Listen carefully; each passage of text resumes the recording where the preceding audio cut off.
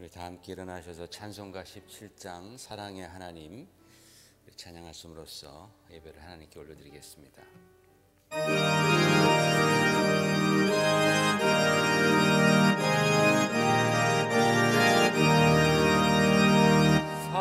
사랑의 하나님 이곳에 계시니 주 영광이 성전에 가득히 넘치네.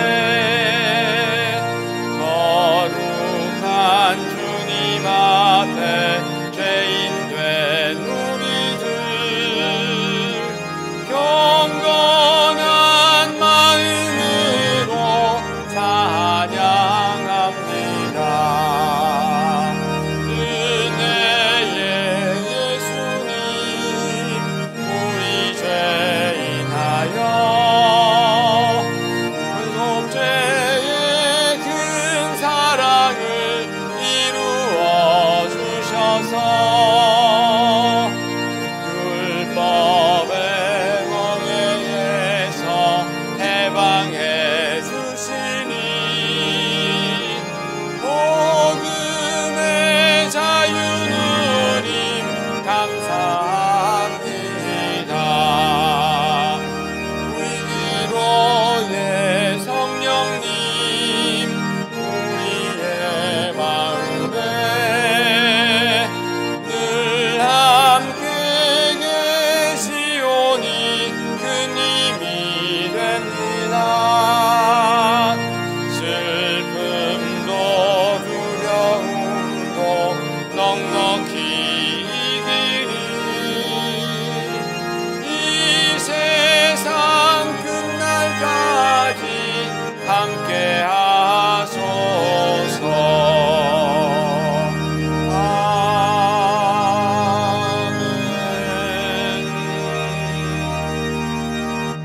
아멘. 여호와께서 시온의 포로를 돌려 보내실 때에 우리는 꿈꾸는 것 같았도다. 그때 우리 입에는 웃음이 가득하고 우리 혀에는 찬양이 있었도다.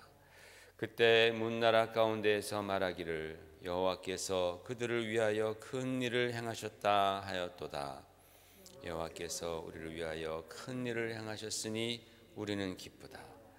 여호와여 우리의 포로를 남방 시내들같이 돌려보내소서. 눈물을 흘리며 씨를 뿌리는 자는 기쁨으로 거두리로다. 울며 씨를 뿌리러 나가는 자는 반드시 기쁨으로 그 곡식단을 가지고 돌아오리로다. 아멘. 우리 앉으셔서 예배를 위해서 또 우리 영혼을 위해서 한 주간에 또 우리의 삶을 놓고 이 시간에 기도하시면서 정말 예수님의 그 십자가의 은혜만 의지하여 하나님 앞으로 나아갑니다. 예배 성공할 수 있도록 하나님 도와주시고 성령께서 주장해 달라고 이 시간 함께 간절한 마음으로 기도하겠습니다. 할렐루야. 아버지 하나님 주님의 은혜를 감사하고 감사합니다. 오늘도 이렇게 주님의 사랑 가운데 주 앞에 나와 예배드리는 귀한 주님의 자녀들 백성들 아버지 하나님 구명 살펴주시옵시고 주여 성령으로 인도하사 하나님 오늘 예배가 하나님 앞에 상달되는 예배 될 수 있도록 주여 우리의 심령을 감동하여 주시기를 바랍니다. 주님 믿음의 예배를 드리게 하여 주시옵소서. 주여 정말로 주님을 간절히 찾고 의지하는 예배가 될 수 있도록 하나님 기뻐하시는 예배자가 될 수 있도록 주여 우리가 예수 주님 안에 거하는 그런 귀한 은혜를 갖게 해주옵소서. 아버지 하나님 감사합니다. 지난 한 주간 동안도 우리들을 하나님의 그 놀라운 사랑과 능력의 장중에 붙들어 주셨다가 이렇게 오늘 거룩한 주일에 주님 앞으로 나와 예배드릴 수 있는 귀한 은혜 허락하심을 감사드립니다. 오늘 하나님 아버지 주 앞에 나와 예배드리는 분들이나 또 온라인으로 예배드리는 주님의 성도들이나 하나님 아버지 우리가 마음과 뜻과 힘을 다하여 오직 하나님만을 바라보는 그러한 귀한 복된 예배자 될 수 있도록 주여 도와 주옵소서. 오늘도 하나님 우리가 예수 그리스도의 십자가의 그 보혈의 능력을 의지하여 주여 지난 한 주간 동안에 우리의 모든 죄악과 허물들을 아버지 하나님 앞에 자백하고 회개하오니 주여 우리를 용서하시며 우리를 씻어주시고 주여 우리가 하나님의 은혜와 사랑으로 말미암아 새롭게 되고 회복되어 하나님 앞에 기쁨으로 나아가는 예배자 되도록 주여 역사하시옵소서. 이 구원의 기쁨을 빼앗는 그 어떤 악한 무리의 역사도 주님께서 막아주시옵시며 오늘 예배를 통하여서 우리의 심령이 새롭게 되고 우리의 눈이 참으로 하나님께 고정되며 주여 우리의 마음은 성령으로 말미암아 충만한 기쁨을 누리는 그러한 귀한 예배 되도록 하나님 축복하시고 주님 홀로 영광받아 주시옵소서. 예수님 이름 받들어 간절히 기도 올리옵나이다. 아멘. 전능하사 천지를 만드신 하나님 아버지를 내가 믿사오며 그 외아들 우리 주 예수 그리스도를 믿사오니 이는 성령으로 잉태하사 동정녀 마리아에게 나시고 본디오 빌라도에게 고난을 받으사 십자가에 못 박혀 죽으시고 장사한 지 사흘 만에 죽은 자 가운데서 다시 살아나시며 하늘에 오르사 전능하신 하나님 우편에 앉아 계시다가 재래로서 산자와 죽은 자를 심판하러 오시리라. 성령을 믿사오며 거룩한 공회와 성도가 서로 교통하는 것과 죄를 사하여 주시는 것과 몸이 다시 사는 것과 영원히 사는 것을 믿사옵나이다. 아멘.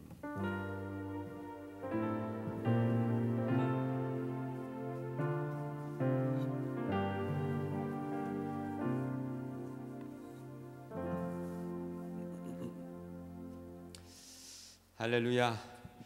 우리가 주님 앞에 나와 찬양할 수 있는 이 귀한 특권을 우리가 또 오늘 누리게 되었습니다. 하나님께서 우리를 구원하시길 기뻐하시는데 그 구원은 오직 주 예수 그리스도로부터만 나는 줄로 믿습니다. 우리의 어떤 의로운 행위가 아니고 우리의 어떤 노력이 아니고 구원은 오직 정말 그분에게서만 납니다. 그래서 우리는 그 구원을 생각할 때마다 주님을 찬양하지 않을 수 없는 것이죠. 오늘도 바로 그런 기쁨, 그런 감격으로 이 찬양하시겠습니다.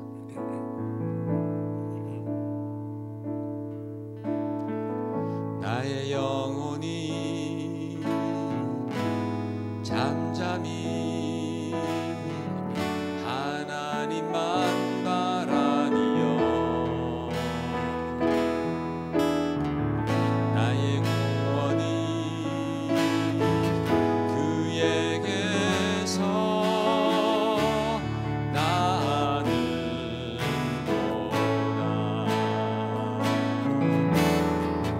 나의 영혼아 잠잠히 하나님만 바라라. 나의 소망이 저에게서 나는도다. 오직 주만이 나의 반석 나의 구원이시니 오직 주만이 나의 산성 내가 요동치 아니하니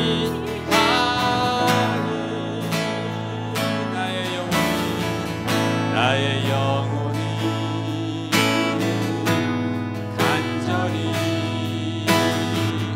여호와를 갈망하며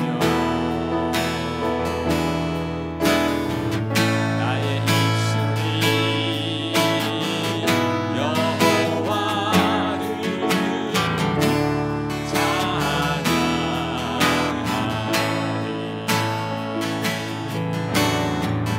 나의 영혼아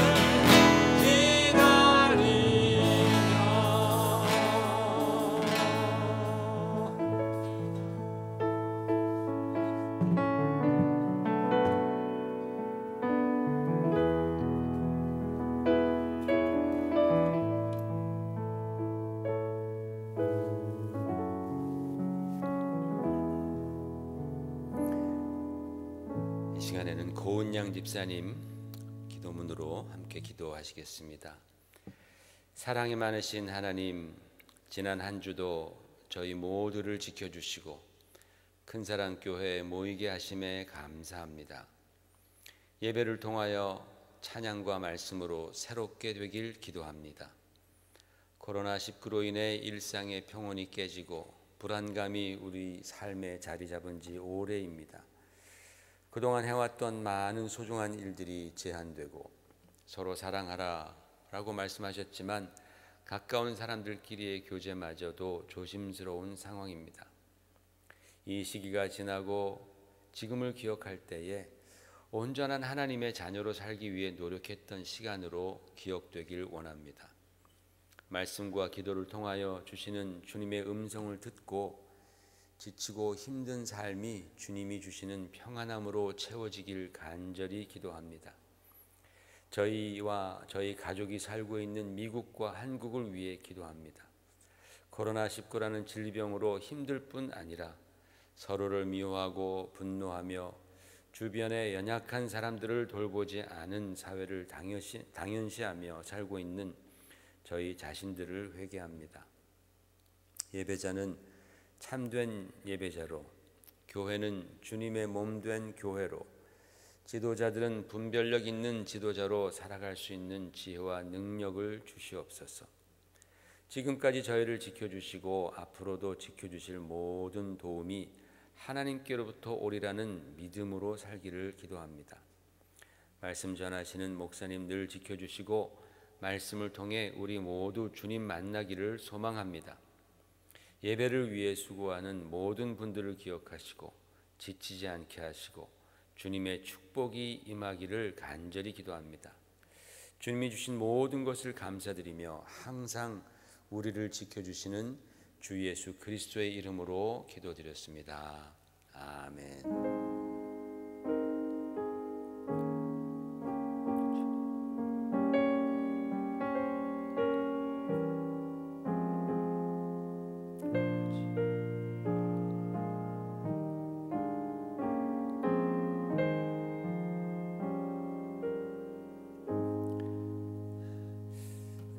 중보기도 같이 우리 하겠습니다. 우리 코비드-19 이 상황 우리 위해서 또 미국의 여러 가지 또 불안한 사회 상황 위해서도 그리고 우리 또 교회에 연약하신 우리 성도님들 계십니다. 또 어르신들도 계시고 한데 정말 하나님께서 그분들 붙잡아 달라고 지켜달라고 연약한 분들 위해서도 기도하시고 또 남북의 통일을 위해서도 기도해 주시고 자연재해로 말미암아 많은 분들이 또 고난당하고 있는 이때에도 하나님께서 또 역사해 달라고 이 시간 함께 우리 중보기도 하십시다. 하나님 아버지, 우리가 또 부족한 사람들이지만 함께 참 당면한 여러 가지 많은 정말 이 어려움들, 문제들, 고난을 위해서 우리가 기도합니다. 주님, 코로나 바이러스가 주여 여전히 꺾이지 않고 계속해서 번져가고 있는 이때 하나님 아버지, 정말 주님의 은혜를 간구합니다. 아버지, 특별히 연약한 자들 하나님께서 기억하여 주시고 병상에서 정말 그 바이러스와 싸우고 있는 그 환자들과 그리고 의료진들 하나님 은혜 베풀어 주시옵소서. 힘을 주시옵소서. 이겨낼 수 있도록 하나님 도와주시고 또 연구진들도 하나님 지혜 주셔서 속히 치료자 백신이 안전한 백신들이 만들어질 수 있도록 하나님 도와주시기를 원합니다. 하나님, 이때에 정말 많은 사람들이 주여 인간의 그 무력함을 깨닫고 하나님 앞에 겸손하게 엎드려지며 교만을 회개하며 하나님께로 돌아오는 그런 귀한 역사가 일어나게 하여 주시옵소서.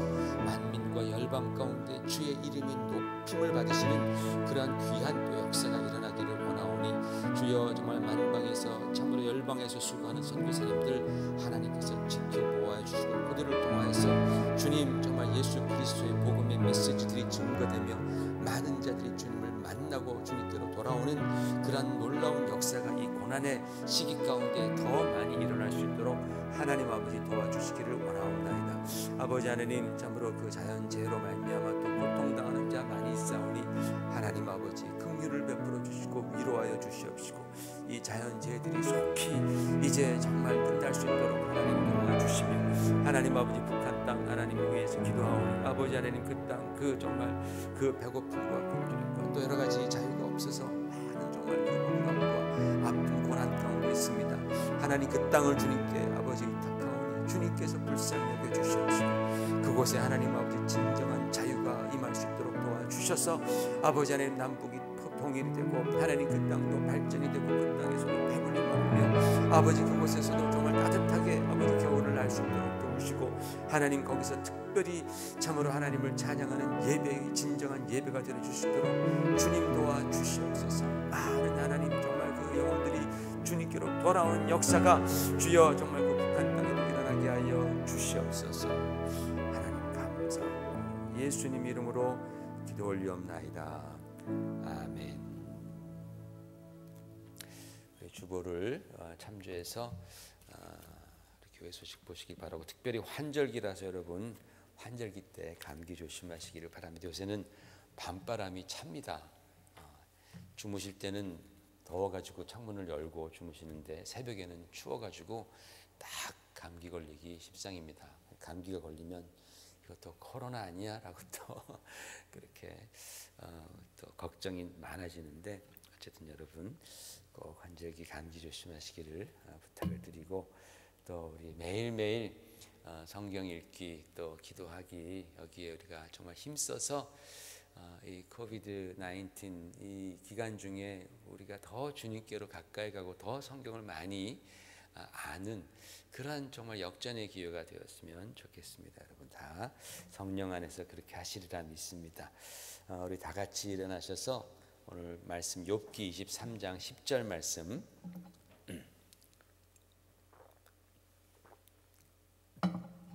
우리 함께 합독하겠습니다. 시작. 그러나 내가 가는 길을 그가 아시나니 그가 나를 단련하신 후에는 내가 순금같이 되어 나오리라. 우리 한 번 더 하겠습니다. 그러나 내가 가는 길을 그가 아시나니 그가 나를 단련하신 후에는 내가 순금같이 되어 나오리라. 아멘. 여러분 지난주에 우리가 자기 인생에 정말 엄청난 고난과 불행과 시련을 경험한 한 사람에 관한 말씀을 들었습니다. 바로 나면서부터 소경이 된 사람이었죠. 그가 경험했던 그 고통과 아픔과 그런 슬픔, 절망 이런 것들은 참 우리가 이렇게 편하게 볼 수 있고 걸어다닐 수 있고 건강한 우리들로서는 상상조차 하기 힘든 아마 그런 힘든 고통이었고 시련이었을 것이라 분명히 생각을 합니다. 그 사람을 우리 주님께서 만나주시고 고쳐주셨습니다. 소경이 눈을 뜬다라는 거 굉장히 놀라운 사건이죠. 특별히 나면서부터 소경된 사람이 눈 떴다라는 그런 예를 그런 이야기를 들어본 적도 없었다라고 이 소경은 말을 하지 않습니까? 이 병고침도 굉장한 것이었지만 그런데 그 사람이 가지고 있었던 그런 고통, 시련의 의미와 목적을 가르쳐 주신 것, 내가 갖고 있는 그 고난에 목적이 있다, 의미가 있다라면서 큰 깨달음을 주신 것은 더 굉장한 것이다 라고 저는 말씀을 드리고 싶습니다.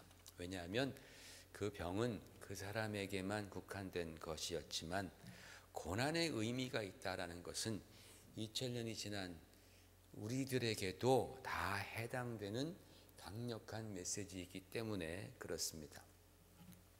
오늘날 진화를 믿는 사람들은 인간이 우연에 의해서 생겨난 존재다라고 그렇게 주장을 합니다. 여러분, 우연이라는 것은 하나의 사고입니다. 그죠? 우연이라는 것은 하나의 액시던입니다. 사고라는 것은 어떠한 통제도 할 수 없었기 때문에 일어나는 것이 바로 그게 사고라는 것이죠. 통제가 되면은 사고가 안 일어나겠죠. 근데 통제가 안 되기 때문에 사고가 일어난 것이고, 통제가 안 된 이유는 하나님이 없기 때문이다 라는 논리적인 비약으로 나아갑니다. 그래서 그렇게 하나님이 계시지 않은 상황에서 사고로 우연히 생겨난 인간의 인생 속에는 어떠한 목적도 어떠한 의미도 일 수 없는 거예요. 우연한 것에 무슨 목적이 있고 무슨 의미가 있겠습니까? 그죠? 우연히 사고로 발생한 것에는 아무런 의미를 찾을 수 없습니다. 목적도 없습니다. 그냥 그렇게 해픈한 것입니다. 그렇기 때문에 진화를 믿는 현대인들에게 있어서 자신에게 닥친 고난은 물론 역시 마찬가지로 다 우연한 사고이고, 거기에서 의미도 찾을 수 없고 목적도 없다라는 것입니다. 이것이 진화를 믿는 사람들이 일관성 있게 생각하는 거예요. 사람은 진화로, 인생은 진화로 생겼는데 그 안에 고난에, 그 안에 어떤 인생에 의미가 있다, 목적이 있다, 이건 일관성이 전혀 없는 것이죠. 그런데 여러분, 이 고난이라는 것은요, 우리가 생각하는 것처럼 그렇게 만만한 주제가 아니다라는 것이죠. 인류의 역사는 고난과 함께 했던 역사입니다. 인류의 역사는 고난과 함께 했던 역사다. 우리의 이 작은 인생, 몇십 년밖에 안 되는 우리의 인생도 고난의 바다라고 불릴 만큼 고난으로 점철되어 있습니다. 여러분, 태어나면서부터 아기는 웃음 대신 울음을 터뜨립니다. 그죠? 웃으면서 태어나는 게 아니에요. 아이는 태어나면서부터 웁니다. 신기하지 않습니까? 물론 그 울음 자체가 고난이라고 볼 수는 없지만은, 그러나 웃음은 기쁨을 대표하는 것이고 또 울음은 슬픔을 대표한다는 것에 이의를 제기할 사람은 아무도 없을 것입니다. 지난주 성경 본문에서 우리 주님께서는 그 소경이 그런 고통을 안고 태어난 그 의미, 그 목적에 대해서는 말씀해 주셨지만 그 이유에 대해서는 우리 주님은 침묵하셨습니다. 그러나 사람들은 알고 싶어 합니다. 사람들은 왜 나에게 그런 고통이 생겼는지를 알고 싶어 하는 거예요. 왜 우리 인류에게는 이런 고통이 있는가? 여기에 대해서 그 이유를 알고 싶어 합니다. 그래서 고대로부터 사람들은 고난의 이유에 관해서 여러 가지 생각을 거듭해 왔습니다. 그 중에 비교적 잘 정리된 4가지를 제가 말씀을 드리려고 합니다. 이것은 성경이 가르치는 것이 아니라 사람들이 생각한 이유들입니다. 인류에게 있어서 고난이 있는 이유, 고난에 대한 전통적인 시각 4가지 중에서 첫 번째는 바로 윤리적인 관점입니다. 이 윤리적인 관점은 뭐냐면, 고난이 있는 이유는 네가 바르게 살지 못해서다. 네가 똑바로 살지 못했기 때문에 그런 고난이 있는 것이다 라는 거예요. 그러니까 네가 좀 바르게 살아라. 바르게 살면 그러면 그런 고난도 없어질 거야.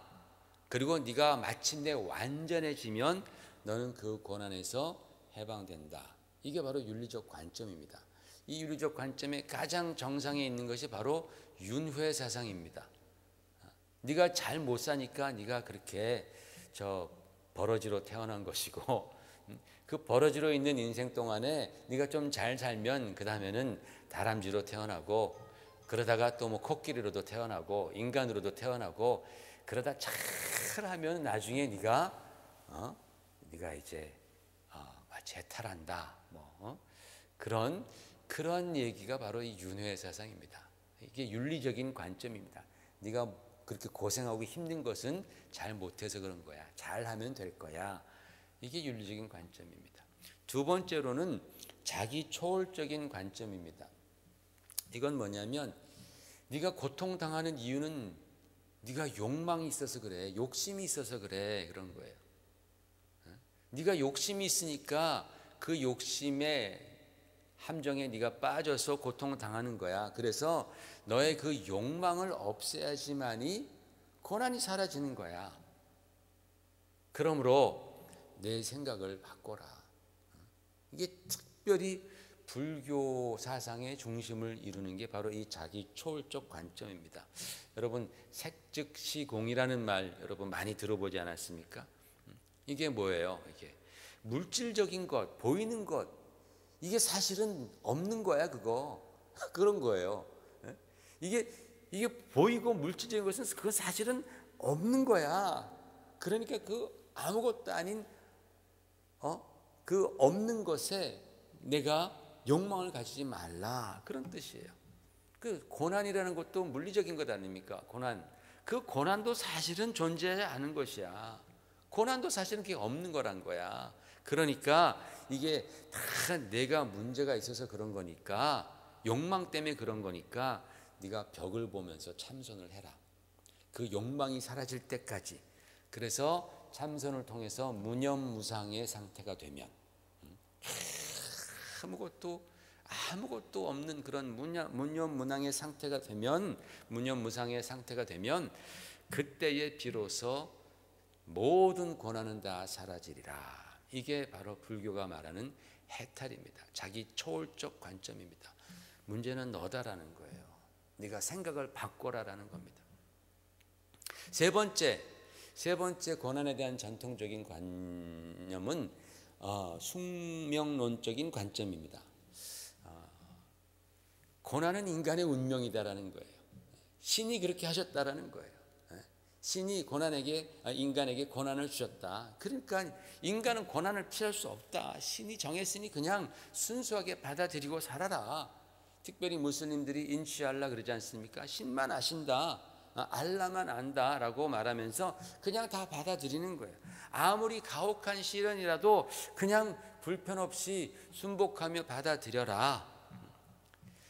이런 숙명론적인 세계관을 가진 사람들은 자기 마음을 정말 다스리기 위해서 엄청난 많은 노력을 하죠. 그래서 고난과 조화를 이루려고 힘씁니다.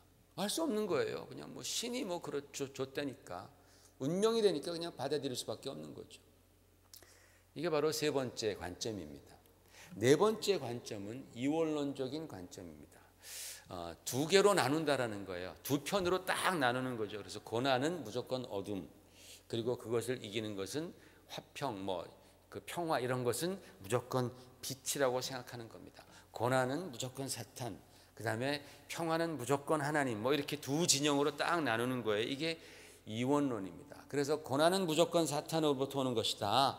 그래서 고난을 당하는 것은 그것은 납니다. 그러므로 우리는 이 사탄과 끝까지 진짜 박터지도록 싸워서 고난을 이겨내고 승리를 쟁취해야 한다.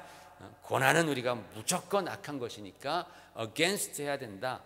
엄청나게 전투적인 그러한 인생이 되는 거예요. 이 이원론적인 관점으로 고난을 보게 되면. 그래서 이 네 가지가 전통적인 관점입니다. 고난에 대해서. 그래서 정리해 보면 윤리적인 관점은 너 좀 바르게 살아라.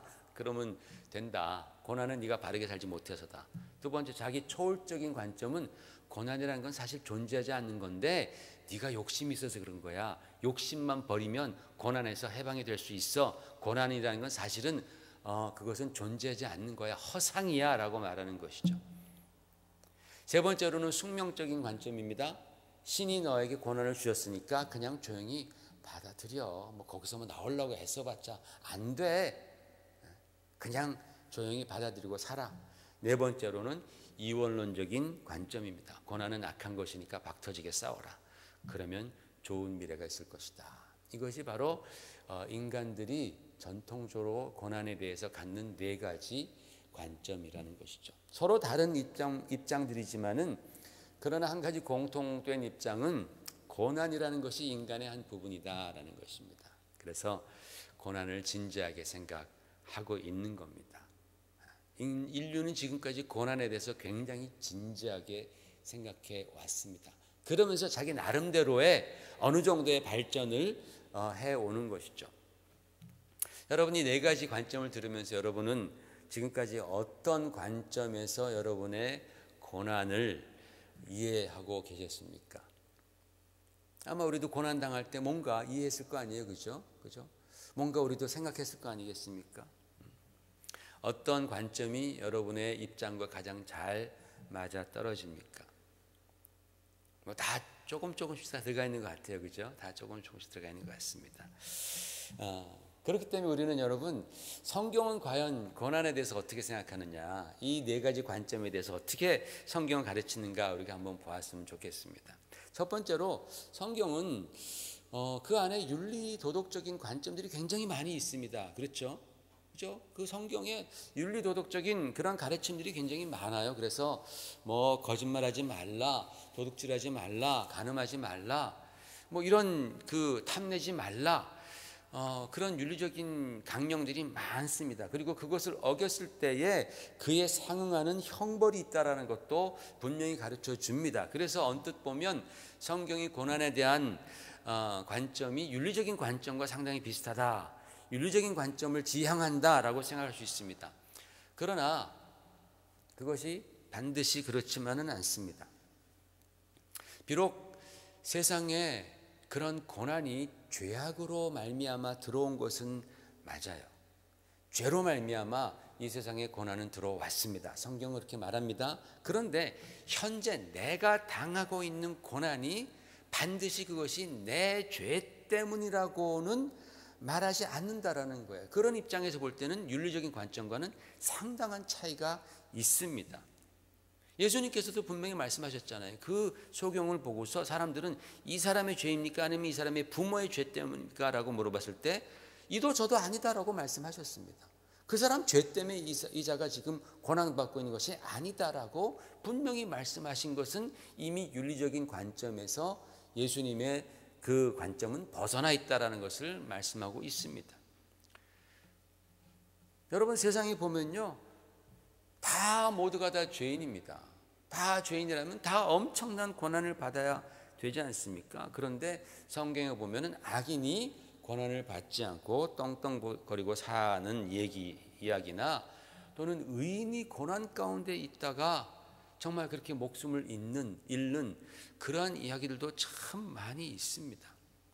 그래서 성경은요, 고난을 윤리적인 관점만으로 보지 않는다라는 것을 우리는 분명히 알아야 됩니다. 우리 성도들이 그것을 잘못하다가는 그렇게 생각할 수가 있어요.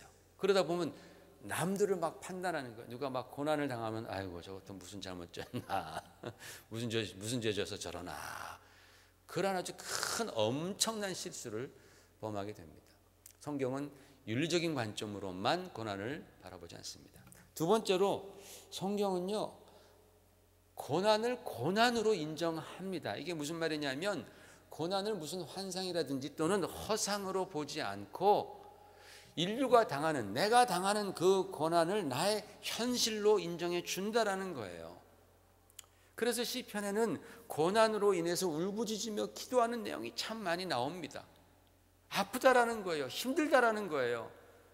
어렵다라는 거예요. 그런 그 신음이 섞인 그런 많은 고통의 기도들이 얼마나 많이 있습니까? 그런데 하나님께서는 그런 그 아픔으로 고난 가운데 신음하며 울부짖는 그런 그 기도를 들으시면서 야, 그거 다 허상이야. 그거 네가 지금 당하는 고난 그거 아무것도 아니야. 네가 욕심 때문에 그러는 거야.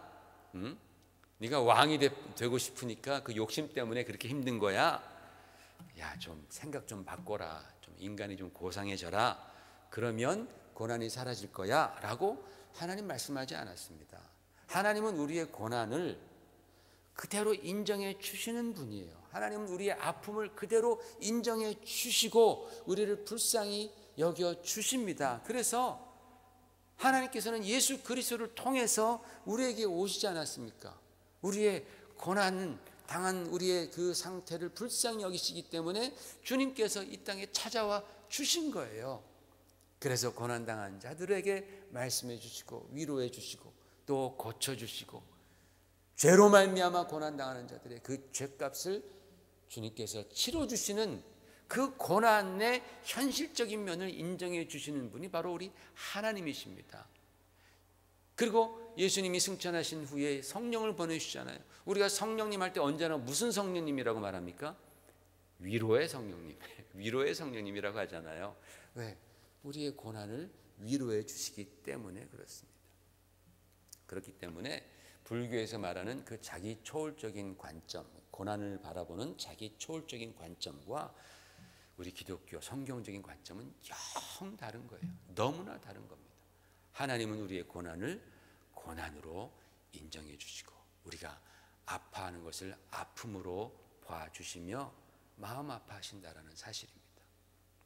세 번째로 우리 기독교는요, 고난을 불교에서 말하는 그런 업보라든지 또는 힌두교에서 말하는 그런 카르마라든지, 그죠? 이거 숙명론적인 거예요. 운명론적인 겁니다. 야, 내가 전생에 무슨 죄를 져서 이렇게 내가 이 고생을 하냐. 그 말은 내가 그 고생에서 벗어날 수 없다라는 거예요. 왜? 전생에 그 죄 졌으니까. 전생에 진 죄가 없어지지 않잖아요. 내가 그것 때문에 이렇게 당하고 있는데 여기서 어떻게 내가 벗어납니까?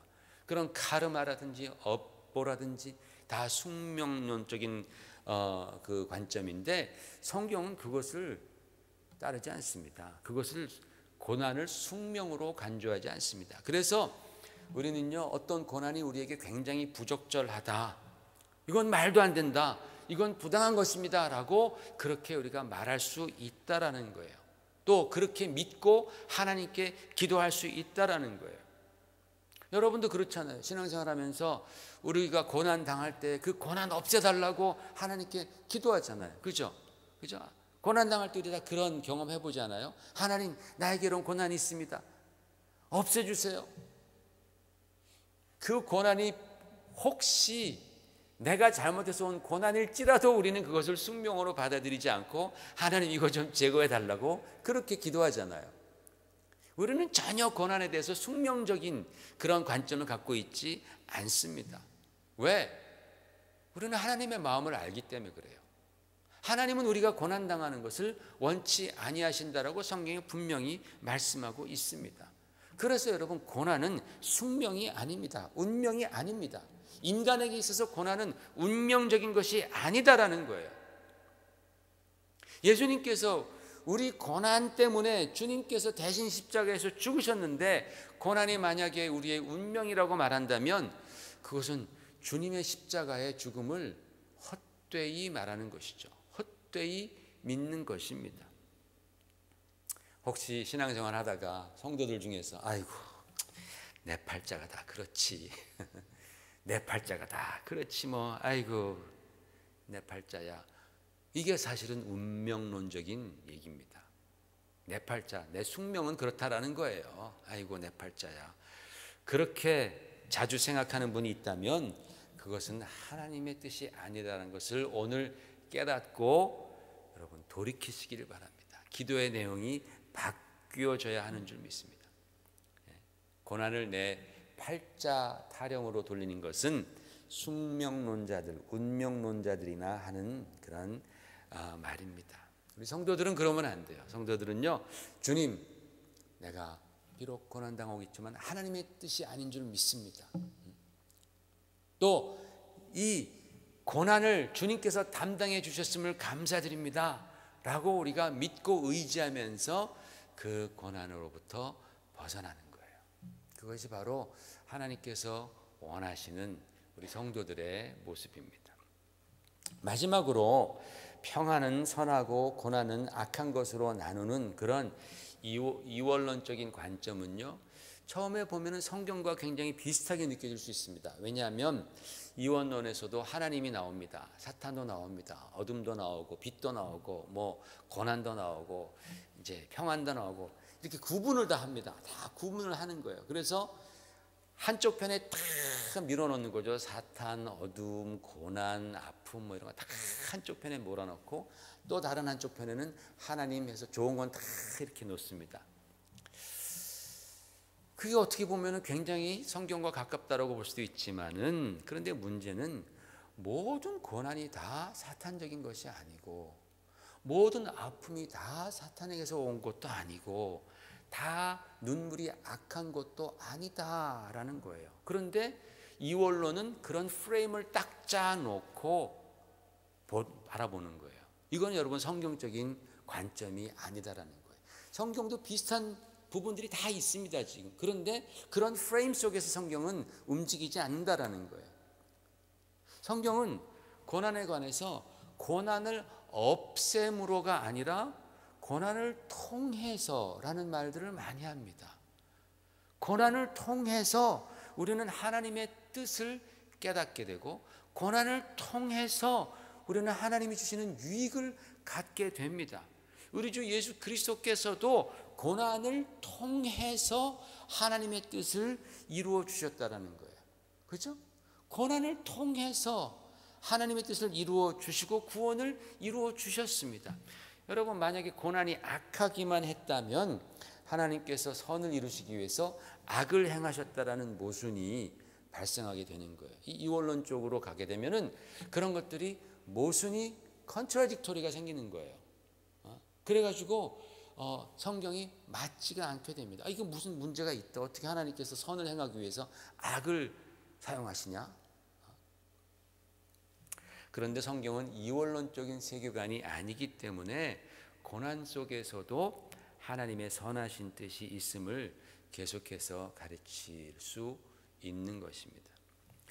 여러분, 제가 지금까지 네 가지 그 관점에 대해서 성경은 어떻게 보는가에 대해서 말씀을 드렸는데, 여러분, 성경이 말씀하는 고난에 대한 관점은 굉장히 균형적이라는 거예요. 굉장히 밸런스도 되어 있습니다. 탁월합니다. 세상의 철학자들이 말하는 것보다 훨씬 고난에 대해서 깊이 있게 다루고 있는 것이 바로 고난입니다. 제가 말씀드렸던 그런 요소들에 대해서 다 성경은 말씀 건드리고 있어요. 그러나 어느 한쪽에 깊이 치우치지 않습니다. 그런데 더 놀라운 사실이 있어요. 그것은 고난 안에 하나님의 섭리가 있다라는 그런 놀라운 그런 가르침이 성경에 있습니다. 오늘 본문 말씀 우리가 다 잘 아는 말씀이죠. 성경에서 고난하면 떠오르는 인물은 욥입니다. 욥이 얼마나 고난을 당했습니까? 그 부잣집이고 그 또 화목했던, 하나님을 잘 섬겼던 그 욥의 삶에 하루아침에 불행이 닥쳐오기 시작하는데, 하루아침에 모든 재산을 다 잃고 모든 자녀들 다 잃고, 그리고 자기 부인은 자기를 저주하면서 떠나고, 그것만 해도 살 것 같은데 힘들어 죽겠는데 건강마저도 완전히 바닥을 치죠. 피부병, 얼마나 피부병이 사실은 사람들 보기에 비참합니까? 피부병이 올라서 기왓장으로 자기의 피부를 벅벅 긁으면서 고름을 짜면서 그렇게 지내는 신세가 되었습니다. 거지도 완전히 상거지, 완전히 비참한 처지가 되었습니다. 그런 욥을 정말 생각했던 그 친구들이 욥을 찾아와서 슬픔과 고통을 함께 나누면서 도대체 왜 이런 일이 벌어졌는가라고 자기들의 생각을 말해주면서 이제 그 욥기는 계속해서 이제 진행이 되어 갑니다. 친구들이 많은 경우에 윤리적인 관점에서 욥의 그런 고난을 이제 바라보죠. 그러나 욥은 자신이 당한 고난을 그렇게만 보지 않습니다. 거기서 하나님의 섭리를 그는 계속해서 찾습니다. 그러다가 욥이 말한 구절이 바로 오늘 말씀한 욥기 23편 3장 10절 말씀입니다. 그러나 내가 가는 길을 그가 아시나니 그가 나를 단련한 후에는 내가 순금같이 되어 나오리라 라는 그런 고백을 하죠. 먼저 여러분, 욥은요 자신의 고난을 하나님께서 완전히 알고 계시다라고 고백하고 있습니다. 내가 가는 길을 그가 아신다. 그분이 아신다. 하나님께서 지금 내가 이 꼴 이 모양이지만은 그 위대하고 능력 있는 하나님의 통치가 내 인생을 주장하고 있다라고 지금 욥은 고백하고 있습니다. 여러분, 하나님의 통치는 한순간도 저와 여러분의 인생을 놓치지 않는 줄 믿습니다. 욥은 거기에 대해서 철두철미한 믿음이 있었습니다. 비록 왜 이런 일이 나에게 벌어졌는지 여기에 대해서는 아직은 알 수 없고 너무나 자기도 궁금하고 너무나 답답하지만, 그러나 하나님께서 이 모든 일들을 알고 계시되 완벽하게 알고 계시고 그래서 판단하시며 인도해 주시리라는 그러한 분명한 믿음이 욥에게는 있었습니다. 여러분, 바로 이런 믿음이 있을 때에 우리는 어떠한 시련과 고난이라도 이겨낼 수 있는 거예요. 하나님이 알고 계시다. 하나님이 통치하신다. 여러분, 이런 믿음이 저 여러분에게 있기를 예수 이름으로 축원을 드립니다. 그리고 계속해서 욥은 말하기를 그가 나를 단련하신 후에는 내가 순금같이 되어 나오리라 라고 고백합니다. 지금 자기가 죽을지도 모르는 그런 상황이에요. 그죠? 곧 죽을 것 같아요. 진짜 보면 이 사람 곧 죽을 것 같습니다. 그런데 그런 상황에서 그가 이런 고백을 한 걸 보면 진짜 대단한 믿음의 사람 아니에요? 그가 나를 단련하신 후에는 내가 순금처럼 되리라. 그러니까 자기는 아직 자기가 순금이 아니라는 걸 알고 있어요. 그죠? 자기 안에 많은 찌꺼기 불순물들이 있다는 것을 알고 있는 겁니다.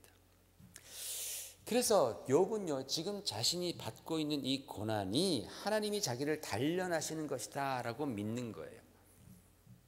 그리고 이 연단이 끝나면, 이 고난이 끝나면 자기는 정금처럼 되어 있을 것이다 라는 소망을 그는 품고 있어요.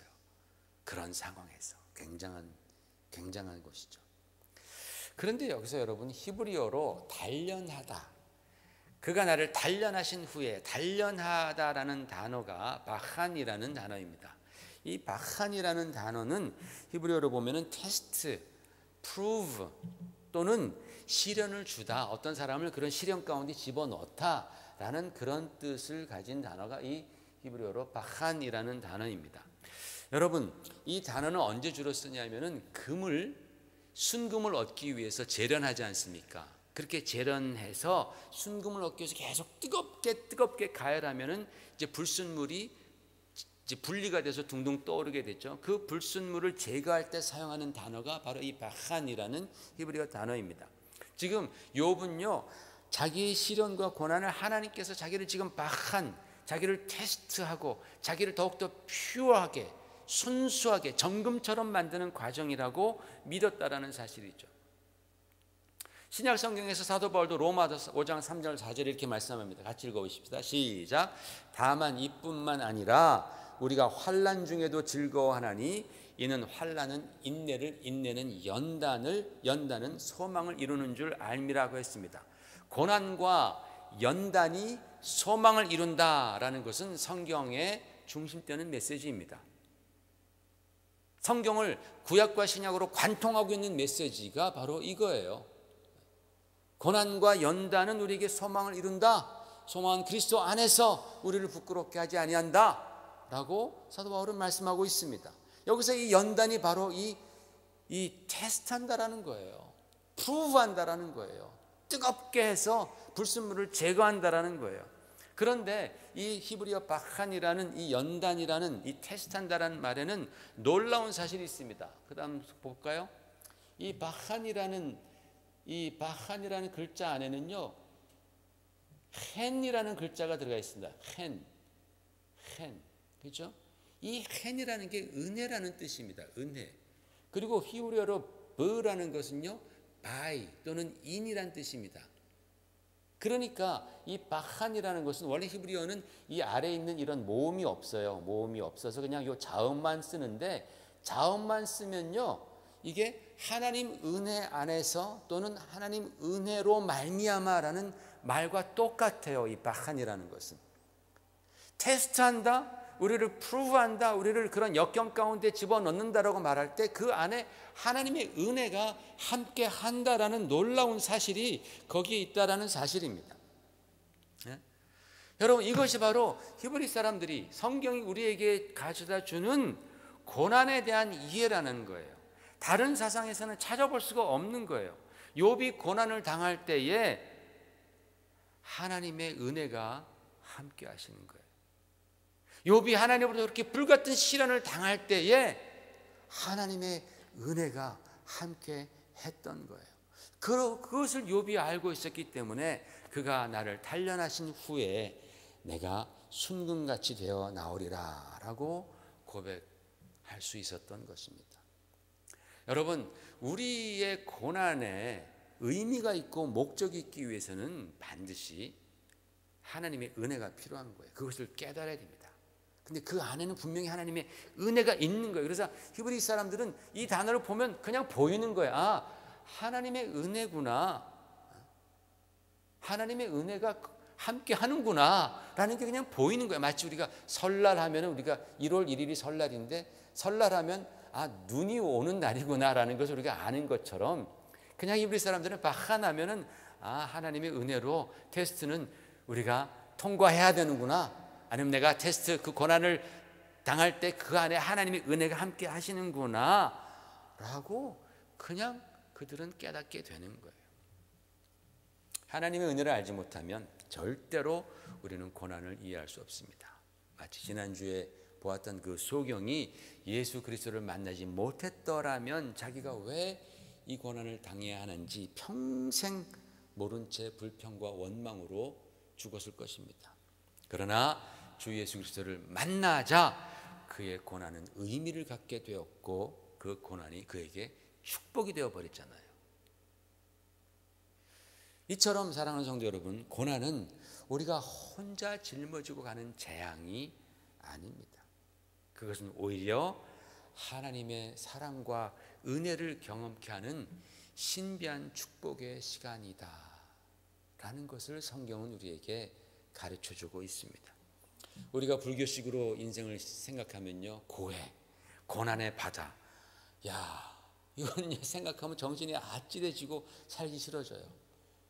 아유, 고난의 바다, 그런 인생에 무슨 소망이나 낙이 있을까? 아유, 다 그냥 때려치고 산에 들어가서 참선이나 하면서 살자, 이렇게 될 수밖에 없는 거예요. 그렇죠? 그런데 성경은 그렇게 말하지 않습니다. 하나님께서는 당신의 은혜를 그 시련 속에 다 감추어 놓았다라는 것을 내가 믿게 될 때에 우리의 인생은 고해가 되는 것이 아니라 그 안에서 하나님의 보물, 하나님의 은혜를 찾아내는 보물이 가득한 바다, 보혜가 되는 줄로 믿습니다.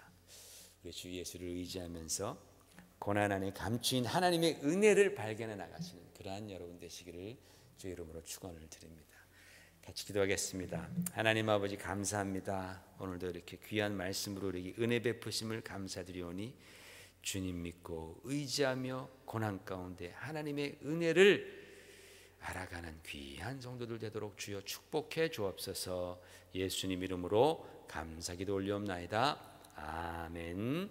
다 같이 일어나셔서 슬픈 마음 있는 사람 1절 부르시고 축도 예배를 마치겠습니다.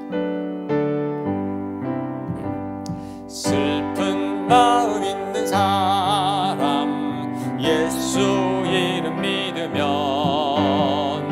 영원토록 변함없는 기쁜 마음 얻으리.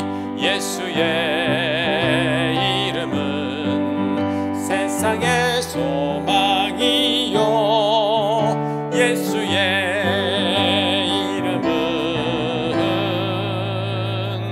천국의 기쁨일세. 아버지 하나님 고맙습니다. 오늘도 주 앞에 나와 예배 드릴 때에 귀한 헌금으로 주님을 섬깁니다. 우리의 삶이 바로 주님으로부터 온 것이며 주님이 인도하신 것임을 이 귀한 헌금으로 우리가 다시 한번 확인하며 고백합니다.